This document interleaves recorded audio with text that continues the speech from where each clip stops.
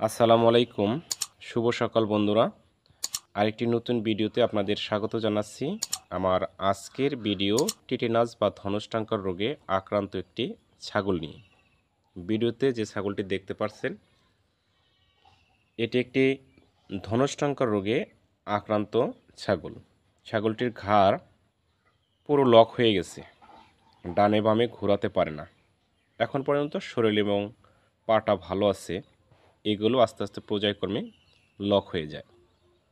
Tetanus রোগের মূলত কারণ হলো খাসিকরণ থেকে এই রোগের উৎপত্তি হয় বিভিন্ন ধরনের দুর্ঘটনা জনিত কারণে, যেমন মোটরসাইকেল দুর্ঘটনা, বাইসাইকেল, অটোরিকশা, রিক্সা, ভ্যান, এগুলোর সাথে যদি অ্যাক্সিডেন্ট করে কোনো জায়গায় ইনজুরি হয়, কেটে যায়, তাহলে এটা আস্তে আস্তে পরবর্তীতে টিটেনাস রোগে রূপান্তরিত হয়। এবং অপারেশন পরবর্তী সময় কোনো কারণে যদি কোনো অপারেশন করা লাগে ছাগলের, তাহলে পরবর্তী সময়ে একটু ভালো করে খেয়াল রাখতে হবে সেখানে যেন ইনফেকশন না হয় এবং টিটেনাস রোগে এটি রূপান্তরিত না হয়। এর থেকে বাঁচার উপায় হলো, যখন আপনি খাসি করাবেন তখন দক্ষ একজন লোক দিয়ে অথবা উপজেলা পশু হাসপাতালে নিয়ে খাসিকরণ করাবেন। আমাদের গ্রামে মুসি বা সাধারণ অপ্রশিক্ষণপ্রাপ্ত যে লোকগুলো থাকে তাদেরকে দিয়ে যখন ছাগলের বাচ্চাগুলো খাসি করায় তখন কিন্তু আমাদের এই সমস্যাটা হয়।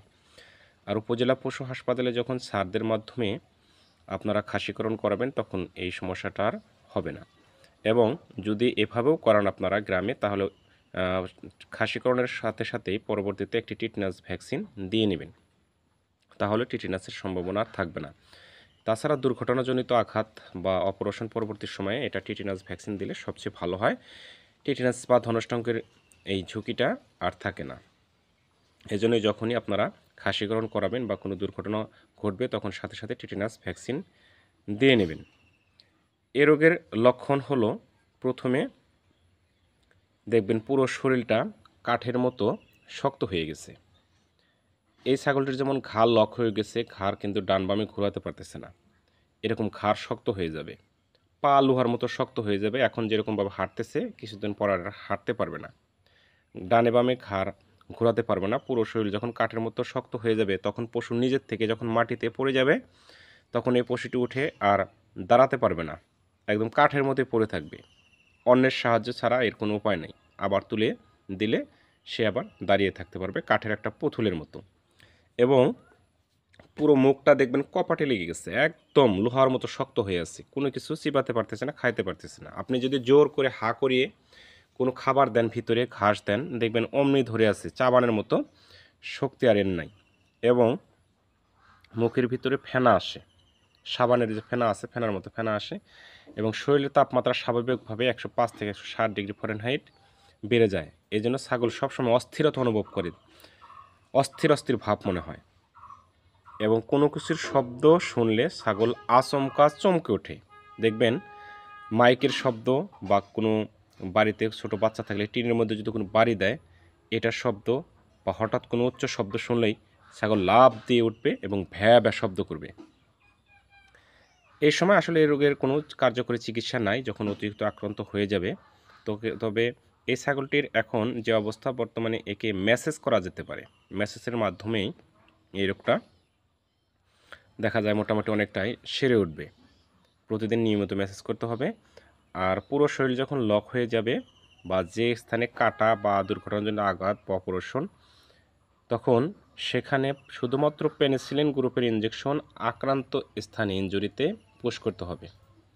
এবং অতিরিক্ত জ্বর থাকলে সাথে একটু জ্বর নাশক ইনজেকশন দিতে হবে। অ্যান্টিহিস্টা বা ডেক্সাভেট যেটাই দেন এটা দিয়ে পদ্ধতিগতভাবে পরপর 3 থেকে 5 দিন চিকিৎসা চালিয়ে যেতে হবে। তবে এটা আশানুর কোনো ফল পাওয়া যায় না। চিকিৎসা করলে ভালো হবে এরকম না, এই রোগ চিকিৎসায় ভালো হয় না। যাই হোক, যে কথাগুলো বললাম এটা থেকে আপনারা একটু সাবধান থাকবেন। যখন খাসি করাবেন তখন দেখবেন প্রতিদিন নিয়মিত আপনি একটু প্রবেশিভ দিয়ে মুছে দেওয়ার চেষ্টা করবেন। দুর্ঘটনাজনিত কোনো আঘাত হলে সেখানেও পরিষ্কার পরিচ্ছন্নতা রাখার চেষ্টা করবেন। অপারেশন করলেও পরবর্তী সময়ে সেখানে আপনারা ভালোভাবে একটু খেয়াল রাখবেন। সর্বোপরি টিটেনাস ভ্যাকসিন দিয়ে নেবেন। তো প্রিয় বন্ধুরা, এই ছিল আজকের আলোচনায় কেমন লাগলো ভিডিওটি অবশ্যই জানাবেন। আপনার খামারের সুস্থতার জন্য নিয়মিত কৃমিনাশক ওষুধ খাওয়াবেন, টিকা বীজ ব্যবহার করবেন। অসুস্থ হলে সুস্থ পশু থেকে আলাদা রেখে চিকিৎসার ব্যবস্থা করবেন। আমার চ্যানেলে নতুন হয়ে থাকলে অবশ্যই অ্যানিমালস লাভার ইউটিউব চ্যানেলটি সাবস্ক্রাইব করে দেবেন। সবার আগে নতুন নতুন ভিডিও পেতে পাশে থাকা বেল আইকনটি বাজিয়ে দেবেন। কথা হবে ইনশাআল্লাহ পরবর্তী ভিডিওতে। আল্লাহ হাফেজ।